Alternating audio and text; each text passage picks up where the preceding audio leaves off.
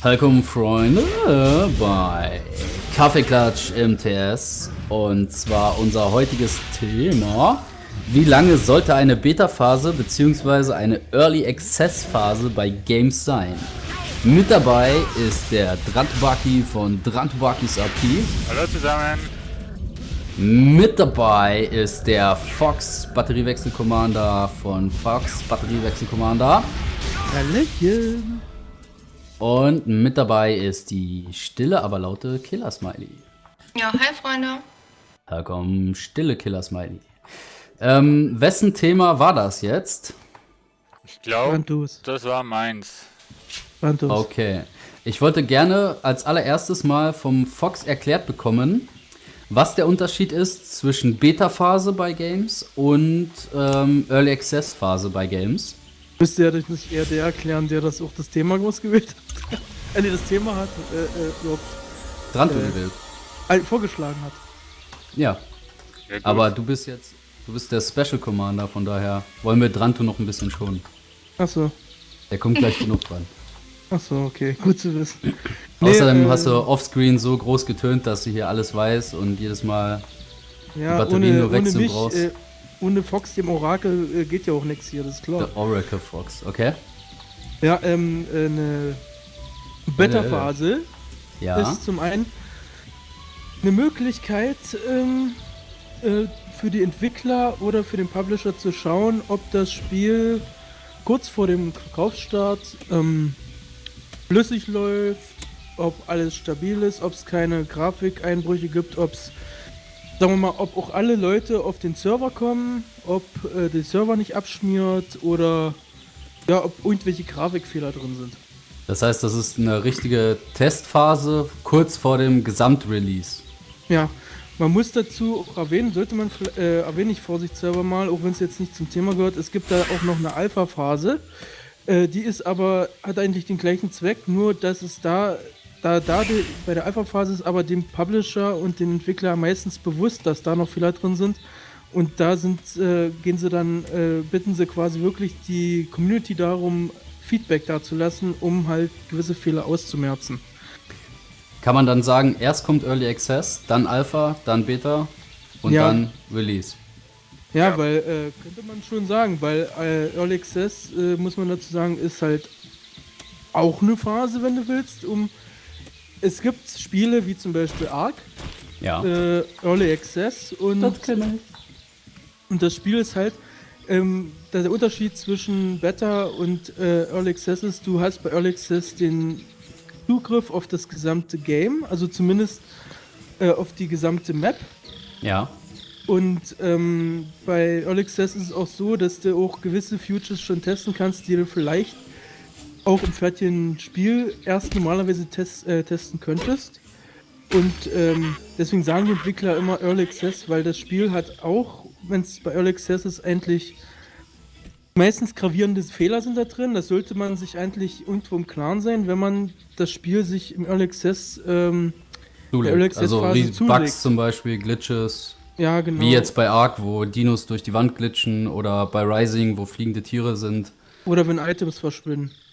Ja, gut, okay. Das Also man muss dann schon damit rechnen, dass das Spiel nicht so stabil läuft wie jetzt die Endversion. Nee, wenn man's das auf weiß, alle dann- Fälle nicht. Nee, okay. weil du kannst sagen, Early Access, Alpha und Beta sind wirklich so eine Art Phase für die Publisher und Entwickler, um nochmal dem Spiel Feinschliff zu geben, um nochmal Feedback von dem Community zu kriegen, damit halt die Community, wenn das fertige Produkt erscheint, halt zufrieden ist und nicht, dass es dann gleich heißt, wieder am ersten Tag, was ist haben die bloß kaputt für einen oder- Mist gemacht oder so, weißt du? Mhm. Das ist eigentlich eine sehr gute Möglichkeit. Meistens sie wird auch jetzt immer mehr eigentlich genutzt. Also da ist eigentlich kaum ein Spiel drunter, was es nicht nutzt. Und das ist Gut, eigentlich mittlerweile gibt's extrem viele Early Access Versionen. Eigentlich nur noch, kannst du sagen. Oder nicht nur noch, aber richtig, richtig oft. Und hinter dem Thema, was wir behandeln jetzt, steckt einfach darin, wie lange darf diese Phase überhaupt gehen? Also, wie lange darf ein Spiel Early Access, Alpha oder eine Beta-Phase liegen? Mhm. Weil es Dass man nicht sagen kann als Publisher, ey, weißt du was, ich mache jetzt 5 Jahre, ich übertreibe jetzt maßlos, aber 5 Jahre Early Access, weil dann können die Leute nicht meckern und ich kann immer behaupten, ich bin noch am Spiel, am Arbeiten dran. Weil, ja genau, weil das Problem ist, was ich mittlerweile sehe, ist, deswegen haben wir das Thema auch überhaupt auf der Liste, ist ganz einfach, der Eindruck ergibt sich halt automatisch, dass man das Gefühl kriegt, das wird gerne mal als Ausrede genommen, das Spiel ist in Early Access und so, kann noch nicht fertig sein, aber guck dir doch mal DayZ an. DayZ wird bestimmt seit 2011 entwickelt. Oder so. Ich gehe vielleicht sogar noch früher. Ich weiß es nicht so genau, aber ich würde sagen, mindestens seit 2-3 Jahren ist das Ding da drinne in der Early Access Nummer. Und die haben jedes Mal gesagt, es sollte muss man sich mal reinziehen, Anfang voriges Jahr für die PS4 erscheinen. Überhaupt für die Konsolen und auch für den PC. Und die sind immer noch an Early Access. Und da stelle ich mir manchmal die Frage, ob Early Access nicht immer so als Ausrede genommen wird oder ob überhaupt, sagen wir mal, die Lust darauf besteht, das überhaupt mal fertig zu kriegen, das Spiel. Ich werde gleich mit einer anderen Sichtweise einsteigen. Ich wollte nur gerne erstmal den Dranto hören und wie er überhaupt zu diesem Thema gekommen ist. Wenn das okay ist für dich, Fox. Ja. So gut, super. Dranto? Also wie bin ich eigentlich zu diesem Thema gekommen? Wir hatten mal, glaube ich, intern eine Diskussion über, glaube Ark, dass da immer wieder Neues dazukommt und irgendwie... Es ist zum Running Gag geworden, dass man sagt, Ark aktualisiert wieder. Genau. Ja, Und also die patchen wirklich, die updaten regelmäßig. Viele gute Sachen dabei, aber auch sehr, sehr oft, wo du gerade zocken willst und dann, 480 Megabyte, geht was. Genau, Mal eben so runterladen. ich meinte, es war, glaube ich, wirklich bei Ark und dann war eben auch noch DayZ noch im Grunde und so. Und da habe ich mich einfach mal wirklich gefragt, wie der Fox eigentlich schon angesagt hat, die meisten Entwickler können im Prinzip diesen Early Access, also ich gehe jetzt mal auf den Early Access Status ein. Beta ist eigentlich schon was anderes. Ich gehe jetzt mal wirklich auf die wirklich auf die Anfangsphase ein. Kann man sagen, das ist die Early Access Phase, dann kommt die Alpha Phase und dann die Beta Phase, würde ich jetzt von der Struktur her sagen. Macht Sinn, definitiv. Und ich sage jetzt mal so, ich habe mich dann einfach, oder wir haben uns dann gefragt, wie der Fox eigentlich schon angesprochen hat, dass viele Entwickler quasi diesen Early Access Status quasi missbrauchen können, indem sie quasi das Spiel in früher Version rausbringen, noch komplett unfertig und so weiter, aber trotzdem schon Geld einfordern können. Und dann gibt es zum Beispiel ein Spiel, dessen Namen ich gerade nicht ganz auswendig kenne, Star Forges heißt es glaube ich. Da das war eigentlich, oder ist immer noch, oder ja, man kann sagen, das war ein Early Access Titel. Und die Entwickler waren eigentlich am Anfang recht guter Laune und man hat so richtig gesehen, da entsteht was. Und dann waren leider die Entwickler bankrott gegangen und haben die Entwicklung dann quasi stillgelegt.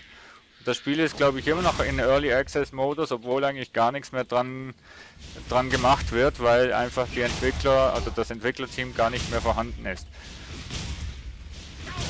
Und es gibt viele Spiele, die recht früh rauskommen im Early Access Modus und weil ja jeder weiß, Early Access gibt es Fehler drin, hast du Bugs drin, hast du noch, ich sage jetzt mal vielleicht 20% vom Spielinhalt drin und immer wie mehr und so weiter, dass die Entwickler wirklich das als Missbrauch können nehmen, weil sie dann dadurch nicht wirklich einen Zeitdruck so gesehen haben bei den Spielern. Weil ja gut, oft wird ja grob angegeben, Spiel ist ein Jahr oder 2 Jahre in Early Access Mode. Ich würde gerne mal auf den Aspekt eingehen, weil hier zum Beispiel von Missbrauch. Es gibt oder gab ja auch Fälle, wo wirklich Entwickler Spiele im Early Access rausgebracht haben. Das Ding ist durch die Decke gegangen, die haben ein paar, sagen wir mal, Millionen oder so eingenommen und haben sich dann verpisst, sind abgehauen. Und haben das unfertige Spiel und die Community eigentlich quasi damit alleine gelassen. Anderer Aspekt ist aber natürlich, dass Early Access Games oft viel, viel günstiger wären oder sind als die fertigen Spiele. Weil den Aspekt würde ich auf jeden Fall auch noch mit reinbringen, wenn ich jetzt zum Beispiel, ich nehme mal das Beispiel mit Ark. Early Access kostet, glaube ich, 20 Euro. Das Spiel wäre locker 50, 60, 70, 80 Euro wert. So viel, wie viel da drin steckt. Weißt du, was ich meine? Genauso Rising, genauso viele Early Access Spiele, die wirklich, Early Access ein Drittel kosten oder sogar noch weniger. 10, 12 Euro für ein Spiel, was normalerweise 40, 50, 60 Euro kosten würde, nur weil es Early Access ist. Und wenn du dann noch natürlich Entwickler hast, die regelmäßig was dazu machen, hast du natürlich irgendwann das fertige Game für ein Drittel, ein Viertel der Zeit. Des Geldes, so in der Form. Also auch ein positiver Aspekt da drin.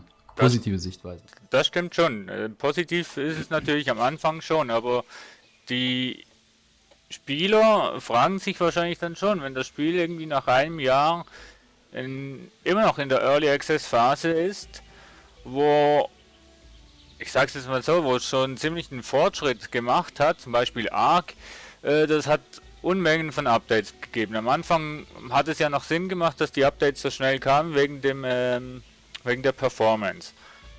Und jetzt stecken sie quasi eigentlich nur noch immer neue Dinos herein. Und da muss man sich einfach fragen, das Spiel an für sich ist ja eigentlich fertig. Es läuft stabil, mehr oder weniger. Klar, es gibt Glitches und so weiter, was sie wahrscheinlich nie wirklich in den Griff werden bekommen, sage ich jetzt mal. Haben Sie ja schon gesagt, weil unter der Insel Wasser ist und das benutzt, glaube ich, die CryEngine. Das wirst du niemals lösen können, dieses Problem, dass du halt durch den Boden mal bugs oder so. Genau, und also das wird wahrscheinlich auch noch in 10 Jahren so sein. Aber da muss man sich fragen, ist es noch legitim, das Spiel noch in der Early Access Phase zu nennen? Oder könnte man da jetzt nicht endlich mal einen Schlussstrich machen mit Early Access und sagen, okay, das Spiel ist fertig und ihr bekommt einfach quasi noch zusätzliche Items und Bonusmaterial im nach via Patches? Andere Frage. Ist es nicht eigentlich für uns Gamer, für uns Spieler besser, wenn es Early Access ist, weil die Entwickler sich dann auch mehr noch drum kümmern? Weil, wie ich jetzt gerade gesagt habe, Early Access ist oft günstiger als das Hauptspiel, also wenn es dann fertig ist. Man merkt aber, wenn es Early Access ist, wie gesagt, es gibt die die positiven Aspekte oder Erfahrungsberichte so und die negativen Erfahrungsberichte davon. Also es gab Entwickler, die haben sich einen Scheißdreck drum gekümmert, die haben ihr Spiel rausgehauen, Early Access, und da kommt gar kein Update, gar kein Patch, never. Und es gibt halt Entwickler, die regelmäßig updaten im Rahmen ihrer Möglichkeiten. Klar, wenn ich mit 3 Leuten im Entwicklerteam bin, habe ich natürlich weniger Manpower, als wenn ich mit 30 Leuten da bin und, was weiß ich, 20 Millionen zur Verfügung habe oder so. Das ist natürlich was ganz anderes. Dann rufe ich einfach mal Animationsstudio an, hier, ich brauche 100 neue Fahrzeuge, Dinos oder was auch immer, ist ja logisch. Also im Rahmen ihrer Möglichkeiten, aber wenn man merkt, dass regelmäßig was kommt, ist es dann nicht eigentlich für uns besser, weil wir zahlen erstens mal weniger und zweitens können wir uns darauf verlassen, generell, vielfach, dass regelmäßig auch geupdatet, gepatcht wird. Wenn du so einen Fall hast, dann ist natürlich das durchaus ein Vorteil für den Spieler. Weil du siehst dann auch, dass etwas gemacht wird, aber es gibt halt viele Early Access Titel, die sind Early Access und du bekommst vielleicht all halb Jahr mal wieder eine Erneuerung oder eine Erweiterung oder irgendwas in das Spiel rein. Und da ist es dann für den Spieler nicht unbedingt positiv anzusehen, diesen Early Access Status. Also das beste Beispiel, was ich jetzt wirklich hätte, oder die beiden Beispiele, mit denen ich ja die ganze Zeit schon arbeite, ist Ark und Rising im positiven Sinne. Bei Ark ist es so, du hast auf der einen Seite, das Spiel kostet, glaube ich, wie viel? 20 Euro oder 15, 16 Euro oder so weiter? 28,99, glaube ich. Die haben es aber für 22 gekauft damals, ne? Das Ja. war Glaubst so du, eine war Aktion. Ja. Und ich muss sagen, das ist das Hammer-Mega-Burner-Spiel, was Survival-Aspekt anbelangt. Mit Dinosauriern, du hast allen Scheiß dabei. Ich meine, der Running Gag Ark aktualisiert wieder, der ist einfach so. Aber die haben natürlich auch ein riesen Team im Hintergrund, beziehungsweise wahrscheinlich ist da richtig Kohle im Hintergrund. Und das andere, was ich im Positiven habe, ist Rising. Das sind 3 Entwickler, die zwar nicht, wie sagt man das? jede Woche ein Update raushauen, aber wenn sie was raushauen, dann sind sie richtig, richtig gut überlegt, richtig schön gemacht. Das wären so die beiden positivsten Beispiele, die ich im Moment im Early Access Bereich nennen kann. Ja. Ja, wie gesagt, da die Frage, ist es dann, also vielfach logisch, aber was bringt es uns? Das war halt die Frage, die ich im Dranto eigentlich stelle. Was bringt es mir als Gamer, wenn da steht fertig 60 Euro? Oder Early Access 20 Euro? Gute Weißt du, Frage. was ich meine? Ja. Das ist halt das, ja. Weil du hast gerade gesagt, auch bei der Geschichte, warum kann das nicht mal endlich fertig sein? Ich bin doch eigentlich als Player, wenn ich ein Spiel kaufe, bin ich doch eigentlich eher so, dass ich sage, je mehr Inhalt, desto besser. Und wenn ich 20 oder 30 Euro bezahle und es kommt regelmäßig was Neues dazu, dann kann ich doch immer sagen, geil. Und es wird auch immer interessant. Weißt du, was ich meine? Meine Sichtweise. Ja, aber das Problem ist ganz einfach, dass du irgendwo die Community ja auch Schlussstrich ziehen verkackerst, indem du sagst, das Spiel ist in Early Access Phase und es wird irgendwann fertig sein. Wenn du es dann über 2 Jahre im Early Access Status lässt oder 3 Jahre, dann kannst du schon davon ausgehen, dass es nie fertig wird, weil es ganz einfach, weil gar nicht mehr die Motivation oder die Lust haben, da irgendwie das in Form von Software oder als Download-Version irgendwie so als fertige Version anzubieten. Weil eine fertige Version ist ja der Vorteil daran auch, dass irgendwo die Fehler ja auch verschwinden. Nicht alle, aber jedenfalls nicht mehr so die gravierenden Fehler drin sind, weißt du? Also du meinst fertige Version in der Form, ich sag mal bei Story Mode Spielen, wo es eine feste Story hat, dann Early Access zu zocken, ist sicherlich bescheuert. Wenn auf einmal Bugs drin sind oder Glitches. Ja, aber Aber Minecraft hast ja auch kein Story-Spiel, außer man Das meine ich zählt ja. jetzt den Story-Mode, der jetzt vor kurzem dazu, aber Oder Open World Crafting Survival Games. Da kann es mir doch egal. Also es ist meine Sichtweise, rein meine Sichtweise. Aber da kann es mir doch als Gamer, als Spieler scheißegal sein, ob das Spiel fertig ist oder nicht. Da soll ja, doch aber 20 nicht, Jahre dafür im nicht, wenn Early es Access Spieler sein. gibt vielleicht, die sagen, ich würde mir das doch gerne, weil ich vielleicht nicht so das Internet habe oder so, oder weil ich ein zu schwaches Internet habe, doch gerne als Software-Version, als Retail-Version zulegen. Ja gut, da hatten wir ja letztens schon die Sachen mit dem Online-Zwang bei Spielen. Ja, und das ist ja genau das. Ich sag's mal so, das fertige Ding ist mal, es gibt ja auch Spiele, da kannst du ja trotzdem auf die Community eingehen, anhand von Updates kostenlosen Updates kannst du ja trotzdem den Spielern die Möglichkeit geben, irgendwie, ja, Neue dass das immer Inhalte zu wieder bekommen. nachgeschoben wird.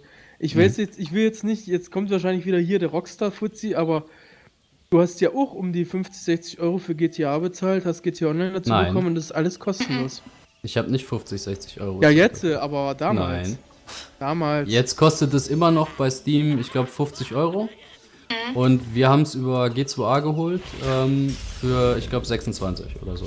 Oder 22 sogar. Hätte auch gehört. Also ein Spiel muss mich schon vom Hocker reißen, dass ich 60 Euro für eins ausgeben würde. Ja, ich meinte ja das Jetzt allgemein. überlegt der Fox, Ich meine, warum gebe ich so viel Geld dass aus? du 60 Euro dafür bezahlt hast, aber insgesamt. Aber die man tut Möglichkeit besteht ja. MMOGA, G2A, Link findet ihr in der Beschreibung von G2A. Lasst mal, kauft es darüber, dann kriegen wir wenigstens unsere Miete bezahlt. Nee, war Spaß. Aber es ist wirklich, weil warum soll ich 60 Euro ausgeben und andere Leute fett reich machen, wenn ich es irgendwo kaufen kann für 26 oder 30 Euro für die Hälfte. Für das gleiche Game. Das Problem ist, dass du bei Sparfox. Early Access, auch wenn du sagst, das Spiel ist noch nicht fertig, trotzdem kannst du auch als Entwickler richtig auf die Schnauze fliegen. Ah ja gut, das ist klar. Wenn du sagst, das Spiel ist so super und nach einem halben Jahr tut da gar nichts mehr, wird nichts geupdatet oder manche Updates führen ja eher dazu, dass es noch schlechter wird, das Spiel. Mehr Bugs. Deswegen, man kann sich auch mit so einer Nummer auch in die Nesseln setzen. Ja, aber ist es dann nicht auch so, dass wir dann als Player, als Gamer, als Community auch mal ein bisschen zurücktreten sollten und sagen sollten, Moment mal, das Spiel ist Early Access oder auch bei fertigen Spielen. Guck mal, du kaufst dir ein Auto, Ich habe ein Auto gefahren, da war ständig die Lampen kaputt. Ständig. Ich habe, glaube ich, in einem Jahr habe ich 6 verschiedene Lichter, also Lampenlichter vorne. Verstehst du, was ich meine? Bei Auto- und Da bist du- Herstellern ist es ja erwiesen, dass die gerne Fehler einbauen, ne? Und damit du öfters in die Das- Werkstatt rennst. Glaub es mir, also das Auto ist, was ich mir geholt hatte damals, so ein geiles Auto gewesen, so genial, aber ständig Lichter kaputt, ständig. Und das war so das Einzige, wo ich sagen muss, okay, aber bin ich jetzt, wie soll ich das sagen? Sage ich jetzt, das Auto ist scheiße, nur weil die Lichter kaputt sind? Weißt du, was ich meine? Ja, aber Das ist so die Frage. Auto- und Videospiele zu vergleichen ist schwierig, ne? Es ist halt alles Technik, die im Hintergrund steht. Das meine ich damit. Also die Technik, die im Hintergrund steht. Klar, logisch. Ein Auto, wenn da ein Fehler ist und du fährst auf der Autobahn, auf einmal platzt dir der Reifen oder so, da kannst du schon mal drauf gehen. Wenn du jetzt im Game bist und du versuchst gerade einen Boss zu legen, bist 6 Stunden dabei und auf einmal schmiert dir der Rechner ab, dann kotzt es sich an, du schmeißt irgendwas durchs Zimmer oder so, bist total aggressive, aber du lebst noch. Und am nächsten Tag denkst du ja, weißt du was, scheiß drauf, ich knall den Boss jetzt doch mal weg. Ja? Also, weißt du, was ich meine? Vom Unterschied her. Ich denke mal von den Feelings her, im Moment des Aufschlages, beides das gleiche. Nur bei dem einen lebst du noch und kannst es nochmal probieren, bei dem anderen hast du vielleicht die Arschkarte gezogen. Weißt du? Ja, aber das, wie gesagt, das Problem ist halt, dass du vorher alles als fertiges Spiel anpreist, in dem Sinne sagst, dass die irgendwann fertig sind. Das ist ja das Problem. Und Early Access heißt meistens immer, dass das Spiel nicht fertig ist. Aber im Grunde genommen ist Ark zum Beispiel eigentlich schon längst in der Beta-Phase, wenn du es genau nimmst. Weil wenn überhaupt schon längst normalerweise draußen, weil Das sollte wird doch ja dieses die- Jahr released werden, oder nicht? Ja, im Juni. Juni. Also von mir aus persönlich können die noch 10 Jahre in der Early Access. Mich juckt das ein Scheiß, ob da Early Access, Beta oder Alpha steht. Das ist mir völlig egal. Solange die halt wirklich... Ark ist zum Beispiel auch ein Spiel, du kaufst dir das, ohne jetzt Werbung zu machen, aber du kriegst regelmäßig neue Updates, neue Sachen, neue interessante, jetzt mit den Mods und so weiter. Absolut geil. Das kann man aber auch so sagen, weißt du, was ich meine? Und wenn das Spiel fertig ist, meine Angst wäre zum Beispiel, ein Spiel ist fertig und dann sagen sich die Entwickler, gut, wir haben jetzt 20 Millionen gemacht, schönen Tag noch, wir sind auf der Sonnenseite des Lebens. Ja. Weißt du, was ich meine? Fox ist Das wäre eingeschlafen. auch so meine Befürchtung. Okay. Also du bist auch, gut, das Thema heißt ja, wie lange sollte eine Early Access bzw. Beta-Phase sein? Jetzt nur die Frage, so lang wie möglich oder doch so kurz wie möglich, Smiley? Also, das ist eigentlich ein bisschen zweigeteilt, weil es gibt ja wirklich Entwickler, wie du auch schon gesagt hast, mit Rising oder Ark, die sich drum kümmern. Da könnte bei mir das Spiel auch ewig in der Early Access sein, da hätte ich gar kein Problem damit. Man merkt halt, es dass was gibt- kommt. Ja, solange halt was kommt, die Entwickler sich drum kümmern und auch später noch da sind. Also wenn ich jetzt genau wüsste, Ark ist fertig und die Entwickler wären immer noch genauso dran, was weiß ich, hier und da mal irgendwas noch als Special mit reinzuhauen, wie zum Beispiel Winter Wonderland oder Herbst, dann Halloween-Special, hätte ich auch kein Problem damit, wenn es ja nicht mehr in der Early ist. Ja, aber das ist ja das Problem, dass es eben Entwickler gibt, die das ja als Ausrede, wenn du so willst, benutzen, weil ganz einfach, ich sag's mal so, bestes Beispiel ist Daisy, bei einem großen YouTuber habe ich das verfolgt, über 100 Folgen lang, glaube ich, waren das. Und da war es so, dass umso mehr Patches, umso mehr Updates da reinkamen, umso schlechter wurde das Spiel. Und das ist das Problem, weil bei Bei das Daisy Spiel war, jetzt. ja, bei Daisy, das wurde teilweise sogar, das hat man richtig gesehen, wurde teilweise total fast unspielbar, weil es nur geleckt hat ohne Ende. Und, oder die haben eine Sache rausgenommen, eine gute Sache, und haben dafür eine schlechte reingemacht. Das ist halt die Nummer, die ich dann halt sage. Es ist natürlich auch so, es müssen auch Entwickler sein, die sich ja auch wirklich um Updates kümmern. Es kann genauso gut sein, die sagen sich, wir haben jetzt Early Access, wir haben jetzt die Kohle gekriegt, schönen Tag noch. Kann aber Ja, genauso das gut meine so ich passieren. nicht. Also da gab es ja auch schon ziemlich viele Fälle. Das hatten wir ja schon bei Crowdfunding finanzierten Spielen angesprochen. Dass die sich einfach das Geld der Crowd, also der Community genommen haben und dann sich verpisst haben einfach. Irgendein Kladderadatsch rausgehauen, so in der Form, ja, rechtlich gesehen könnt ihr uns ja nichts, ihr habt ja eure Klitsche, und sind dann mit 2 Millionen oder so über die Wupper gegangen. Weißt du, was ich meine? Die Fälle gibt's natürlich. Okay. Drantu, was sagst du? Rated Run, Raider. Zu dem Thema, wie lang das optimal wäre. Ja? Ja. So lang wie möglich oder so kurz wie möglich? Ja gut, wie lang und wie kurz, das ist auch so relative Aussage. Das ist eigentlich, ja, eigentlich haben wir alle kein Recht, wirklich das zu bestimmen. Jeder hat eine andere Ansicht, aber ich sage jetzt mal, für eine Early Access Phase, sage ich, wäre so optimal 6 Monate, dann wechselt man zur Alpha-Phase rüber und die Alpha-Phase sollte dann vielleicht Maximum 3 Monate noch gehen und dann kommst du in die Beta-Phase, wo ungefähr ein Monat zum Maximum sein sollte. Aber du kannst nicht wirklich sagen, dass das jetzt auf alles wirklich so sein könnte. Ich sage einfach, das wäre jetzt so vom menschlichen Auge gesehen, das, was da am einleuchtendsten sein könnte, weil dann ist wirklich das Spiel in der Early... Wäre das nicht so einfach? Kurze Zwischenfrage, weil ich sag mal, ein Spiel oder ein Team aus 3 Entwicklern hat natürlich andere Möglichkeiten als ein Team aus 30 Entwicklern. Ne? Gut, eigentlich kommt es ja gar nicht auf das drauf an, wie viele Möglichkeiten. Es kommt ja auf den Zeitpunkt drauf an, wann du das Spiel eigentlich der Öffentlichkeit vorführst.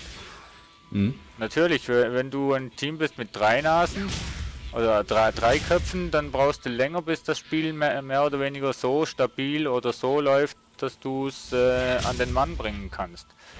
Wie jetzt eine Firma, die 20 Köpfe hat im Team. Das ist ganz klar. Dann kommt aber wahrscheinlich wieder der Aspekt, was das Geld betrifft, von der Produktion her. Weil ich denke schon, dass die meisten die Spiele im Early Access rausbringen, damit sie da schon ein bisschen Geld einnehmen für die Folgeproduktion. Dass sie überhaupt dann später noch weitermachen können. Genau, weil die Es gibt dann... ja viele Indie-Entwickler, die wirklich darauf angewiesen sind, dass Leute die Spiele kaufen. Mag es ja auch geben. Unglaublich, dass Leute noch wirklich von harter Arbeit leben können. Ja, Ja, aber nicht nur dann, Großkonzerne, die... Ja? aber dann hätten wir doch wieder die Crowdfunding-Geschichte. Dann könnte ich doch eine Crowdfunding-Kampagne starten, um mir die Nummer zu finanzieren. Weil das Okay. Crowdfunding ist doch mittlerweile so groß, dass du, wenn du die Leute richtig von diesem Konzept überzeugst, dass das ziehen wird. Da hat man ja vorher ja genug Beispiele mit diesem Shenmue 3 zum Beispiel oder wie jetzt Ja, aber momentan. da auch wieder die Frage, sagen wir mal so, du bist total der kreative Überburner-Kopf, ja? Und du kannst sie einfach nicht darstellen. Gibt ja so Leute. Es gibt Künstler, die sind sowas von kreativ, die kriegen einfach keine Werbung hin. Und dann hast du Leute, die sind voll die Popelkinder und die kriegen noch nicht mal ein Strichmännchen auf ein Blatt gemalt und haben aber extrem Erfolg. Einfach weil sie entweder zur richtigen Zeit am richtigen Ort waren oder weil sie wirklich das Marketing beherrschen. Ist es dann fair, auch uns, den Community gegenüber, wenn man uns eigentlich das bessere Spiel vorenthält, nur weil der andere das bessere Marketing machen kann? Frage. Oh, jetzt habe ich den Fox verwirrt. Meine Damen und Herren, der irgendwie Fox ist schon. verwirrt. Sehr gut. Das war meine Absicht. Aber auf alle Fälle ist, diese Phasen haben doch Da geht's einfach. Nee, ich übergehe es gar nicht. Ja, Nehmen wir mal wer redet da? Smiley, Was macht der Smiley, Mann da? Smiley kann ja davon reden. Sie hat ja dieses Dead Sea mal getestet. Ja, gutes Beispiel. Ja. Und da war es ja auch das Ding, das war eigentlich, ich habe es ja gesehen, teilweise total unspielbar, weil eigentlich da war ja noch nicht viel gemacht worden. Da hat der Publisher einfach mal gesagt, oh, wir hauen es mal raus. Und Das genau war das ist, richtig krass und der Entwickler wollte es eigentlich noch gar nicht. nee, weil das er war gesagt richtig hat, das ist total unfertig. Und Ja. das ist genau diese Gefahr, die du auch da drin hast. Du kannst so viel kaputt machen, weil ich sag dir, selbst wenn das jetzt ein totale Überburner-Spiel geworden ist, keine Ahnung, ob sie überhaupt noch entwickeln, dann hat es schon mal einen schlechten kriegt das, Ruf. wofür man bezahlt. Ja. Und das ist schon mal ganz blöd, weil ich sag ja, diese Early Access Nummer ist auch teilweise gefährlich, Braucht ihr weil du Hilfe? es jederzeit raushauen kannst, das Spiel. Ohne dass du Also irgendwie... viel zu früh vielleicht auch. Ja. Das ist das Ding. Oder du umgehst, wie in dem Fall, übergehst die Entwickler, die es eigentlich selber entwickeln. Ja gut, Weißt das, du? was die Smiley da letzt testet hat quasi, das war ja der Test zu dem Test des Games eigentlich.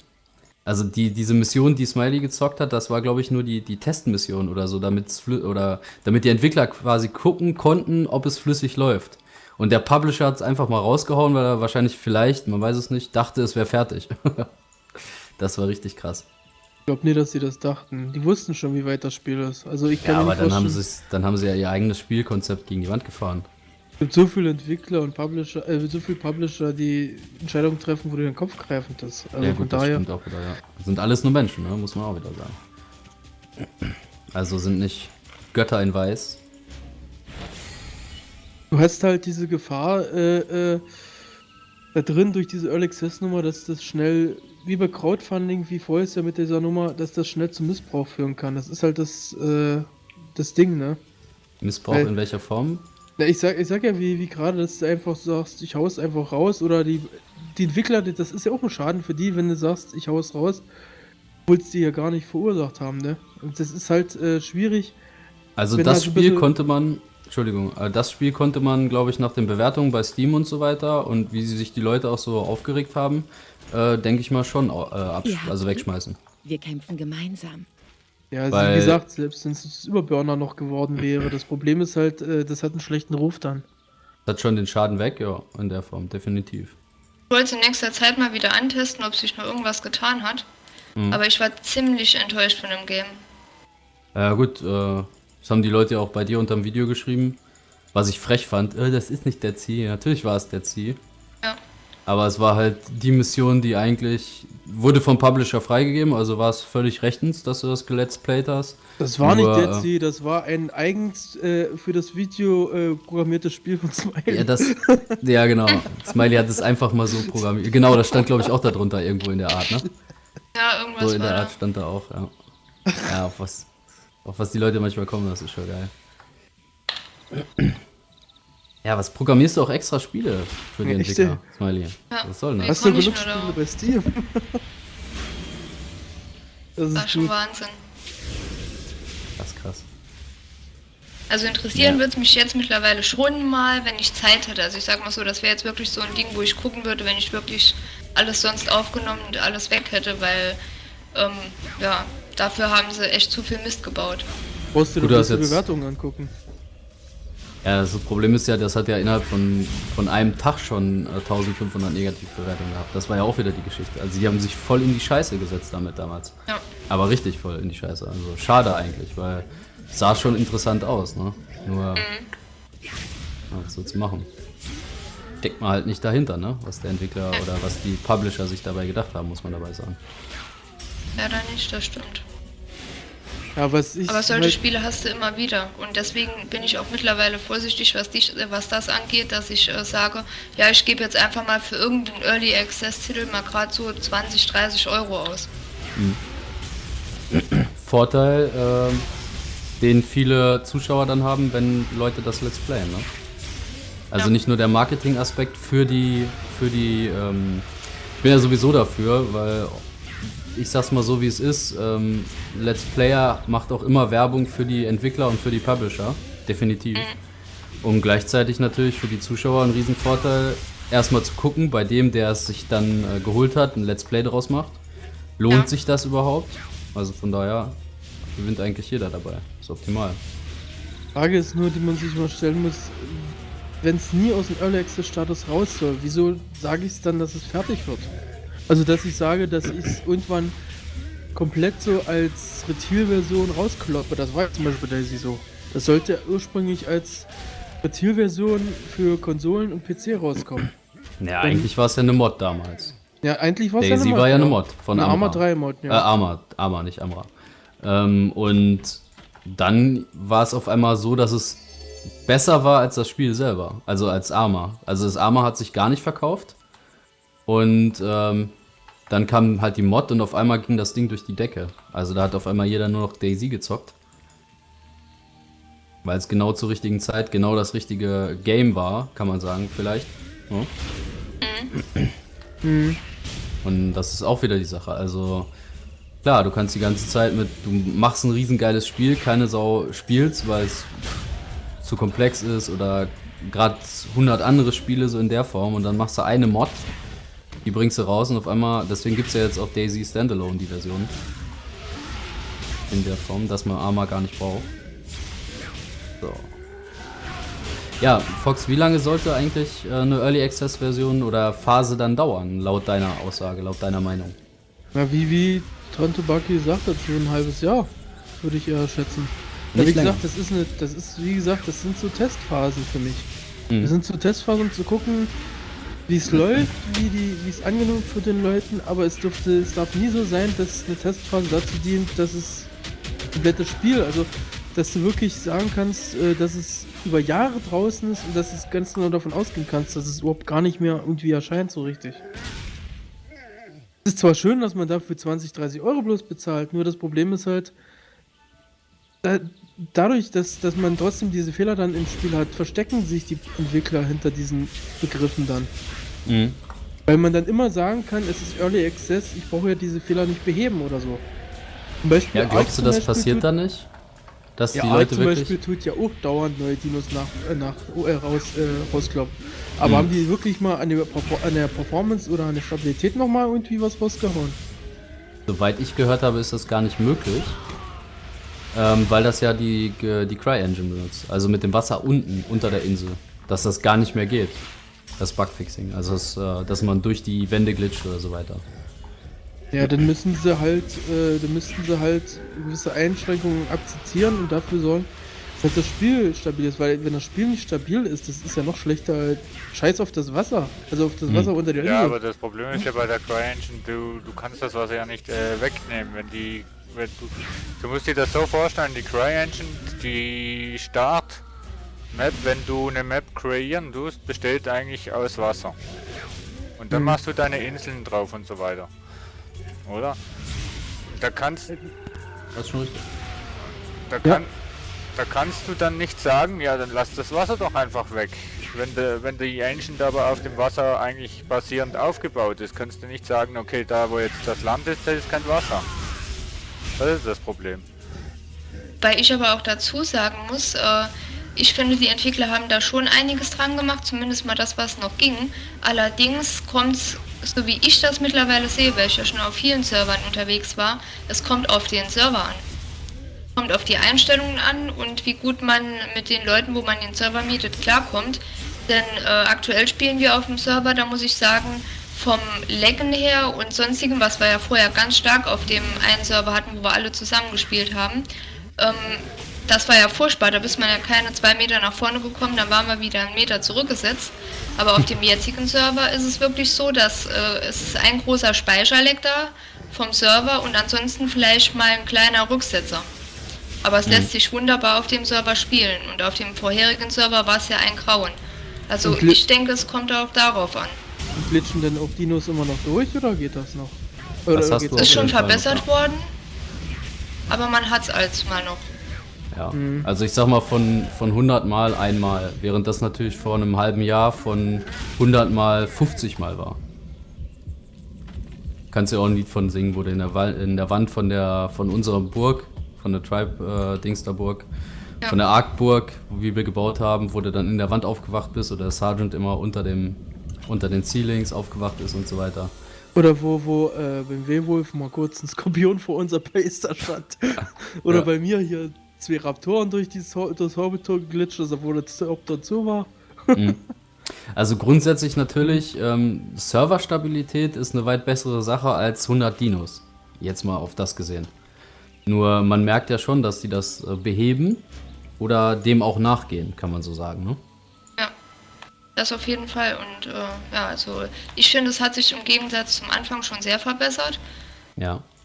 Nur, ja, meine Meinung ist wirklich, bei dem Game jetzt explizit kommt es wirklich auf den Server an. Okay. Ich bin kein Server-Admin, kann ich jetzt nicht viel zu sagen. Könnt ihr ja mal in die Kommentare schreiben, wenn ihr selber Server hostet, öffentliche Public-Server oder Multiplayer-Server, wie das Ganze sich, weil man hört ja schon einiges, sage ich jetzt mal, die sind schlecht oder lasst die Finger von dem Server oder so oder von dem Server-Hoster. Also die Leute, die Server halt vermieten, so in der Form. Hört man auch ab und zu mal. Haut's mal einfach in die Kommentare. Und Ja, also grundsätzlich ist es ja auch so, meiner Meinung nach ist eine Early Access Version, meiner persönlichen Meinung nach, ist eine Early Access Version eigentlich eine geile Sache. Und Fehler oder, ja, außer es sind wirklich Lags, wo du mitten im Spiel vom Flugsaurier absteigst und drauf gehst und der Flugsaurier, den du 5 Stunden getamed hast, ist auf einmal weg und so weiter. Da krieg ich dann extrem das Kotzen. Ich denke, das geht jedem so, der wirklich, weil es ist ja auch Zeit, die man da reinsteckt, ne? Und wenn man dann auf einmal mitten im Game stirbt und alles ist weg oder so weiter und die ganze Zeit, die man da reingeballert hat, die ist dann für den Hintern, kann man sagen. Das ist natürlich nicht so schön in der Form. Aber wie gesagt, haut's mal in die Kommentare. Also, wenn ich das mal so kurz nachrezitieren kann. Dranto, du hast gesagt, du hast so einen ungefähren Zeitplan gesagt, wie es sein sollte. Ja, wie es für mich optimal wäre, ja. Okay. Da auch wieder die kurze Frage, bei Story-Mode-Spielen, also bei Spielen, die eine feste Story haben, wie, ich nehme mal das Beispiel GTA 5, nicht online 5, oder sowas wie Metal Gear, was der Fox da zockt, das ist ja mit Story-Mode. Das heißt also, man hat ja zwar eine Open World vielleicht auch in der Form, dass man sich hin und her bewegen kann, aber grundsätzlich geht das Spiel ja erst weiter, wenn man die Mission weitermacht. In der Form. Oder man kriegt neue Waffen dazu, wie bei Mad Max und neue Autos, neue Fahrzeuge und so weiter. Oder so ein Survival Open World Multiplayer wie Rising oder wie Ark, wo man wirklich craftet und baut und machen und tun kann. Würdest du auch sagen, bei so Open World Survival oder Open World Bauspielen müsste man eigentlich eine gewisse Zeitplan einhalten? Ja, also ich sag, man sollte allgemein einen Zeitplan einhalten, weil irgendwie ist auch die Glaubwürdigkeit der Entwickler leidet auch mit der Zeit runter. Wenn jetzt ein Spiel, wie du übertrieben hast, gesagt hast, ganz am Anfang 5 Jahre geht und das Ganze immer noch in der Entwicklungsphase ist, dann ist irgendwie die Glaubwürdigkeit des Entwicklers doch auch irgendwie in Frage zu stellen. Dass die das irgendwie nicht... Nicht zwangsläufig, weil alleine Metal Gear Solid 5 hat ja 7 Jahre Entwicklung hinter sich. Ja, aber das kam ja dann als Endprodukt raus. Das hast du ja nie als Early Access Phase gehabt. Und das ist genau die Frage. Das Ist meine es ich. dann okay, wenn es als Endprodukt 7 Jahre braucht? Oder ist es okay, wenn man es schon raushaut und ja, ist dann halt 7 Jahre als Early Access Version? Weil das ist ja genau die Frage. Ich sage jetzt mal, von den 7 Jahren hast du ja persönlich gar nichts mitbekommen, dass die jetzt 7 Jahre dran waren. Du hast vielleicht zwischen... Ich persönlich nichts mehr. Ich weiß jetzt nicht, wie der Abstand zwischen Metal Gear Solid 4 und 5 war, aber ich glaube nicht, dass das 7 Jahren waren. Doch, das waren 7, weil 2008 das Teil wieder erschien. Okay, gut. Aber da hast du dich auch nicht wirklich geärgert, dass das jetzt noch 7 Jahre geht, oder? Und Naja, die haben ja auch vorher, was ja auch stark in der Kritik war ja, die haben ja Ground Zeroes ein Jahr vorher rausgehauen, damit die Leute schon mal sich an die neue Steuerung und so weiter gewöhnen können. Und da standen halt in der Kritik, dass es ein einstündiger Prolog plus war und dass du dafür 40 Euro bezahlt hast. Das ist halt aber auch der Tribut, den du bei solchen langen Entwicklungen zahlst, weil das Problem ist, bei 7 Jahren Entwicklung, das frisst Geld wie Sau. 7 Jahre. Das Spiel hat, glaube ich, auch irgendwie so bei 50 Millionen oder so gekostet oder so, keine Ahnung. Das ist halt das Problem. Und das ist ja eben das Ding, was ich bei Daisy halt kritisch sehe. Die haben ja auch gesagt, es wird fertig und so, aber im Endeffekt hast du das fertige Spiel ja auch schon seit 2, 3 Jahren, wenn du es genau nimmst. Das ist ja eben das Ding, was ich da einfach nicht verstehe. Wenn ich jetzt zum Beispiel bei Ark jetzt einfach in Early Access lasse, warum sage ich immer vorher, dass ich das fertig mache? Also beziehungsweise, dass ich das als fertige Version rausbringe. Warum sage ich nicht einfach, das ist ein Online-Spiel, was euch sicher viel Spaß bereiten wird und so. Wir sind auf euer Feedback angewiesen, damit wir das Spiel verbessern können. Aber so zu sagen, dass ich es auf dem Markt haue als Softwareversion oder so, halte ich für schwierig, das zu verkaufen, weil wie gesagt, die Leute gehen ja von aus, dass es ja irgendwann auf den Markt kommt, weißt du? Bei DayZ kannst du mittlerweile von ausgehen, dass da gar nichts mehr kommen wird. Auf dem Markt. Du hast es ja schon. Ja, aber du hast es nicht als Retail-Version zum Beispiel. Du hast es als normale Early Access-Version, wenn du es genau nimmst, aber jetzt nicht als gut, fertig ist es in dem Sinne, aber du hast trotzdem noch haufenweise Fehler drin, was du vielleicht bei einem fertigen Spiel nicht so hast, weil beim fertigen Spiel geht es nochmal in die Qualitätskontrolle. Mhm. Weil das haben sie bei Teil 5, bei Metal Gear nämlich gesagt, dass es nämlich extra nochmal vom einigen Entwicklern oder sogar von Führungskräften angetestet oder durchgespielt worden, um zu sehen, ob da unten ein Fehler drin ist. Einen Fehler haben sie zwar übersehen, einen Bug, aber... Das wäre auch ein geiler Job für mich. Cheftester. Ja, da musst du aber... da musst Das du wirklich... studiert haben, ne? Da musst du... Ich sag dir, wenn du Geiler Job. weißt du, was du für Kenntnisse brauchst, wenn du hier mal bei der USK dich mal vorstellen willst, hier als Ja, Tester? gut, das ist klar. Ja, das ist klar. Also, Du musst da mindestens Informatik studiert haben und schon Ja, da einiges. weißt du aber, was du brauchst, wenn du beim Entwickler so eine Kram machst. Ja. Da kannst du dir ausrechnen. Ja, die Leute haben schon was drauf. Das muss man denen schon lassen. Also Mhm. sind keine dummen Eckenhocker. So in der Form. Also krass. Deswegen, das ist halt das Ding. Also ich würde denen, die sowas machen, einfach raten, den Entwicklern, einfach gar nicht vorher zu sagen, dass es ein fertige Retail-Version oder überhaupt ein fertiges Spiel auf dem Markt haue, wenn es erstmal raus ist aus der Phase.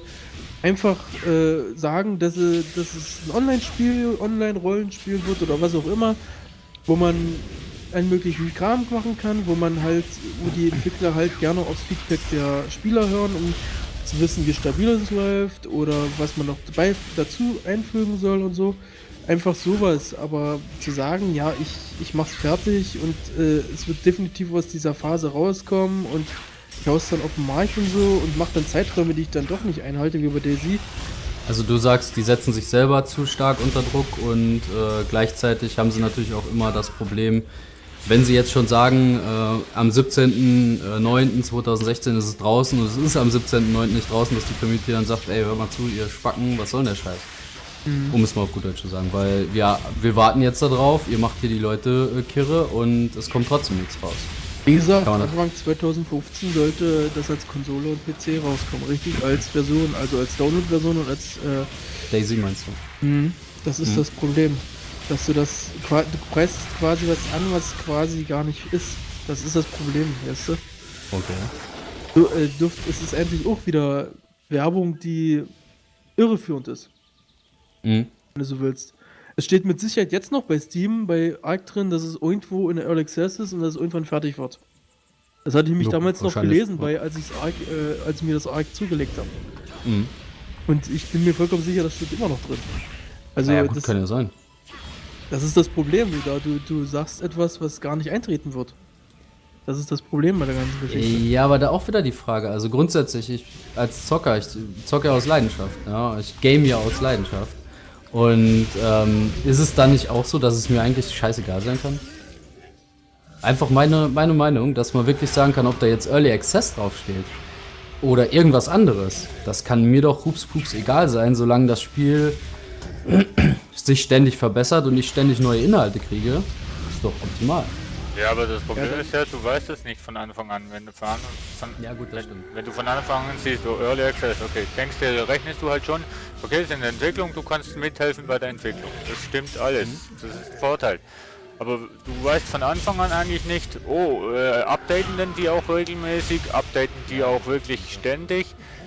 Wenn du natürlich das von Anfang an weißt, ist der Early Access Status und so weiter total für den Spieler scheißegal, wie lang das da ist.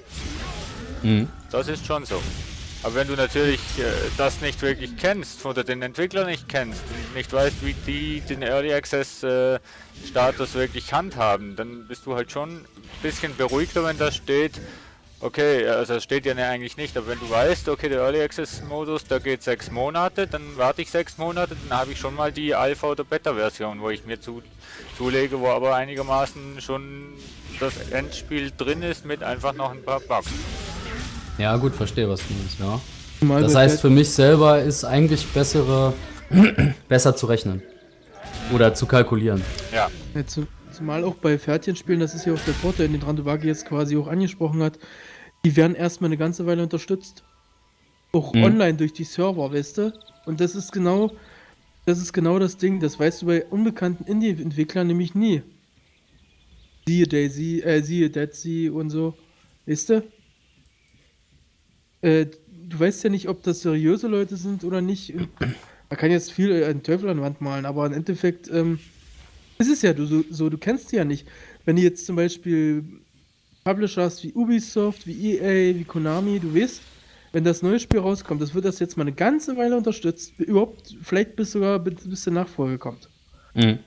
Das ist halt der Unterschied. Bei denen weißt du es nicht. Die können das heute Early Access sagen und plötzlich pleite sein und sagen, ja, das geht nicht mehr weiter. Oder die machen es dann einfach nicht mehr weiter und so. Du siehst es ja hier bei, Scheiße, wie heißt denn das, was ihr gemacht habt, Stranded Deep. Mhm. Wurde geupdatet und danach war 3/4 Jahr gar nichts mehr. soweit ich Das weiß. Spiel ist so geil. Es hat im Moment, glaube ich, ein Update gekriegt, ne? Ja. Ja. Müssen wir auch mal wieder zocken. Geniales Spiel ist es, nur da weiß man auch nie. Das ist ja auch wieder so ein bisschen der Unterschied bei Rising zum Beispiel. Da hat man den direkten Kontakt irgendwo in dem Forum auch zu den Entwicklern. Man merkt, wenn irgendwas passiert. Und bei Stranded Deep ist wieder so eine Sache, was mich selber persönlich sehr gestört hat.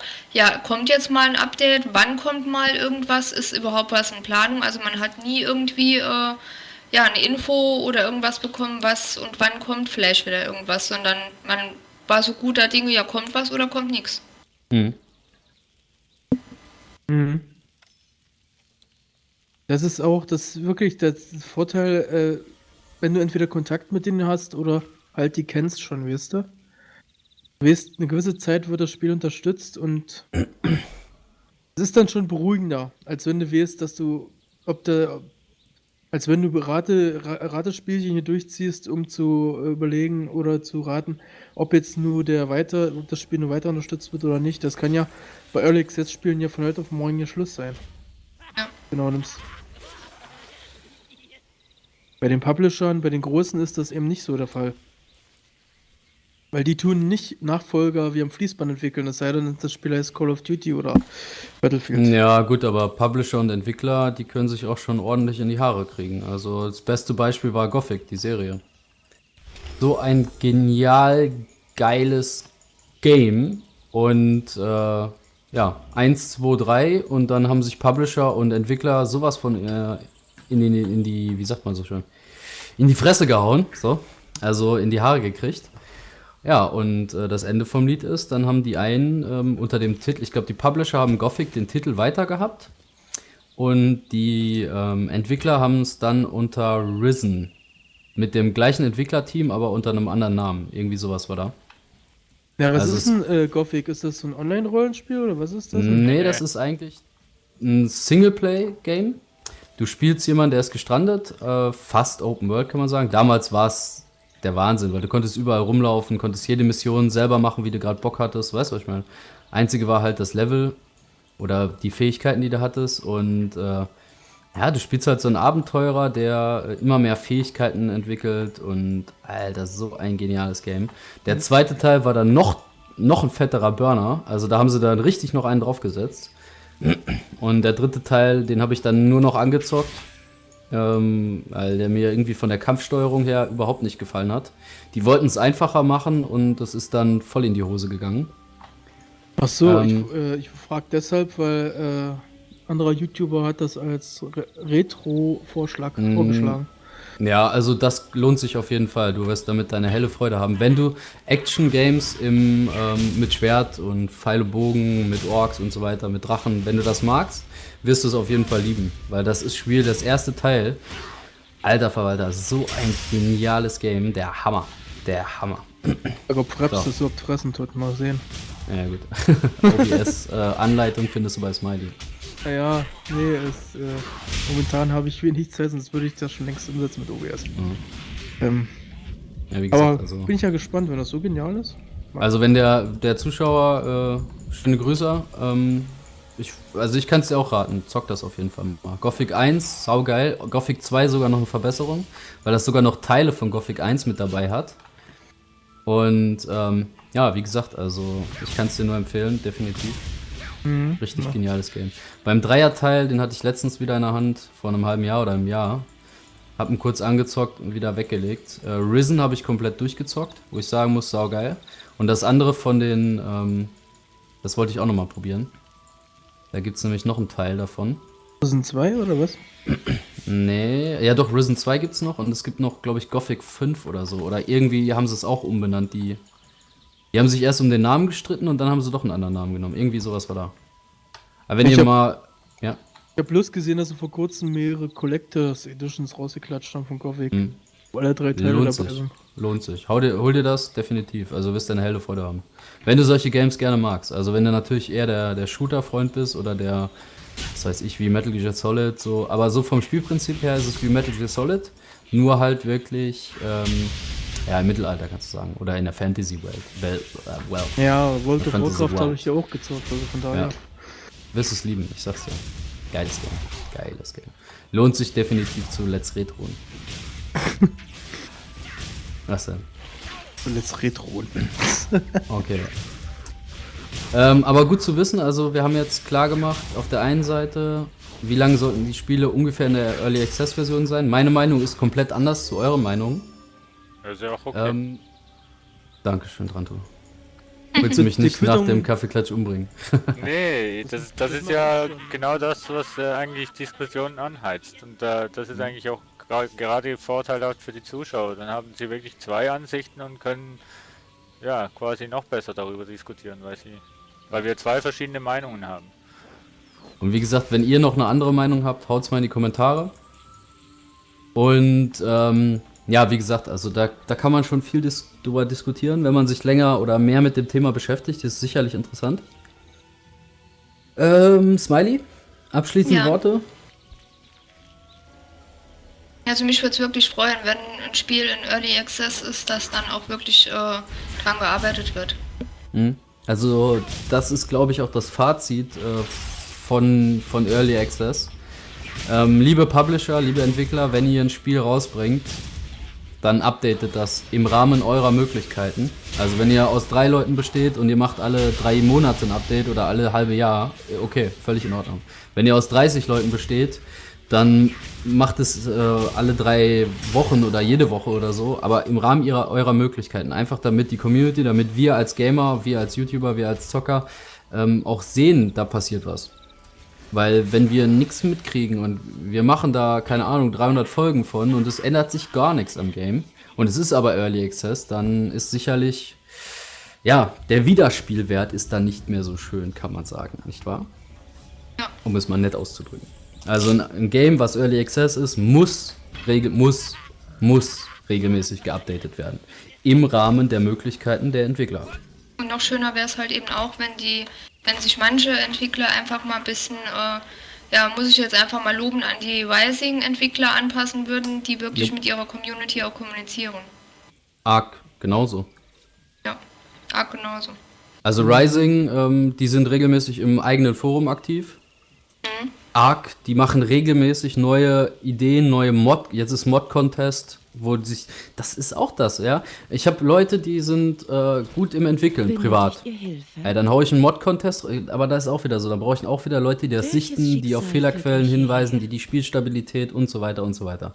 Aber grundsätzlich, ich denke, diese 2 Entwicklerteams, die einen bestehen aus 3 Leuten, die anderen bestehen aus 30 Leuten oder 30 Millionen. Keine Ahnung, aber auf jeden Fall diese 2 Entwicklerteams, die kann man sich definitiv als gutes Beispiel nehmen. Rising-Entwickler, großes Lob an euch. Arc-Entwickler, großes Lob an euch. Ihr habt derzeit die 2 besten Open-World-Spiele. Das eine im reinen oder mehr im Crafting-Bereich zu 99% und das eine im Survival-Bereich. Da kann man sich wirklich eine Riesenscheibe von abschneiden, also definitiv. Und wie gesagt, wenn ihr einen Job als Spieletester habt, immer her damit. Was denn? Nix? Ein bisschen Werbung machen, ja. Danke fürs Zuschauen, danke fürs Zuhören vor allen Dingen beim Podcast und mit der untergehenden Sonne im Hintergrund und den 3 Nasen vom Kaffeeklatsch, eigentlich 4 Nasen mit meiner. Danke fürs Zuhören, gehabt euch wohl, Freunde, bis dahin. Ciao, ciao. Ciao. Ciao.